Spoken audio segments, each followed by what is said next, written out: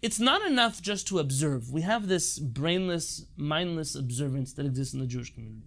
I do things, but I don't know why I'm doing them. I was just told, or I was just taught, or I was raised to do X, Y, or Z. Why do I do them? I don't know. What's the purpose for doing them? I'm not sure. What's the source for this mitzvah? I have no idea. Rabbeinu Avraham ben Rambam tells us, don't think that observance of the common road is so simple. In order to be on the common path in the first place, you have to know what you're doing. שיהיה מתבונן במצווה ובאיסור לפי החסם אליו, ויקבל לעשות את המותר עליו ולהימנע מן האסור עליו. A person must gauge, they must examine how these halachot apply to themselves or not, and determine what you have to keep and what you don't have to keep. ואם לא ידע, and if you don't know מהו מצווה, what you're obligated in, לא תצלח דרכו. A person will not succeed at all.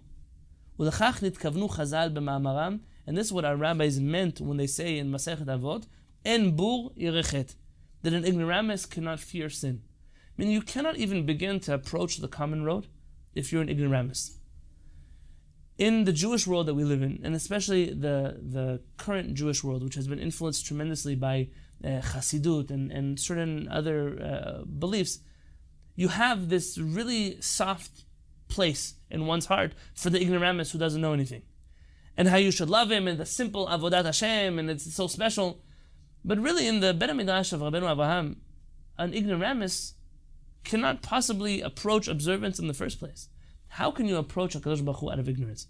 How can you observe halachah if you don't know what halachah is in the first place? And this is not intended to be harsh on those who don't know, but it's intended to require us, if you want to consider yourself observant, it's not enough to observe. You have to know. There's a yeda, there's a certain amount of knowledge that you have to have. How often do people say, well, how could you say this about halakha? How could you say that? And then you engage them in conversation, and you realize they have no idea what they're talking about. If you have no idea what you're talking about, so why are you bringing up this conversation? Imagine going to a medical doctor. I'm sure people do this all the time, by the way. I'm sure that anybody here in the medical profession has actually experienced this before. Going to a doctor, and the doctor says, listen, this is what you have to do to take care of your health. Says, who do you think you are? How can you say such a thing? And the doctor looks at you saying, well, you came to me for advice, or I'm the one who went to medical school. What did you study? At best, you're going to get, well, I saw it on Google. I checked it out on some blog somewhere. And the question you have to ask yourself, are you truly licensed to speak about the things you're speaking about? Now, when it comes to your own personal observance, in order to consider yourself observant, you have to be knowledgeable of halakha. En bur yirechet. Chachamim tell us that if we're ignoramuses, then you just can't be yirechet in the first place. By the way, it's not fair to blame Chassidut entirely for this bringing up of a generation of simple Jews, because there were early Hasidic masters, for example, who were very much against this belief in the first place. One of the most prominent among them was none other than Rabbi Nachman of Breslev, who I'm not a Hasid of, but whose works I have studied. Rabbi Nachman of Breslev has a number of instances where people come to him so excited about this simple Jew they just met. I recall a few instances. One of them, one of his students came and said, there's this guy in the Beit Knesset, he's so simple. When he reads Tehillim, he gets to the chapter Lamed Aleph, and he thinks that it says lo, so he reads the word lo. And he gets to chapter Lamed Bet, and he reads the word lev, it's a heart. Isn't it amazing how simple of a Jew he is?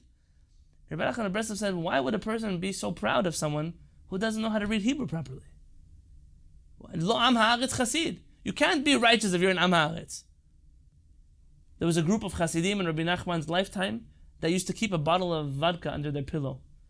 And they were known for when they would wake up and they would ask each other in a drunken stupor, is Mashiach here yet? Is Mashiach not here? They would take out their bottle, they would chug the bottle till they passed out again, and they would wake up again. Is Mashiach here? Is Mashiach here? And when they came to ask Rabbi Nachman of Breslev about this, he said, it would be better for these people that after they are hungover and they get over their drunkenness, to wake up and finally commit themselves to some kind of avodat Hashem to make sure the Mashiach is here. But what kind of Judaism is this? So the first step of the common road is knowledge. You have to know what you do. You have to know what you believe.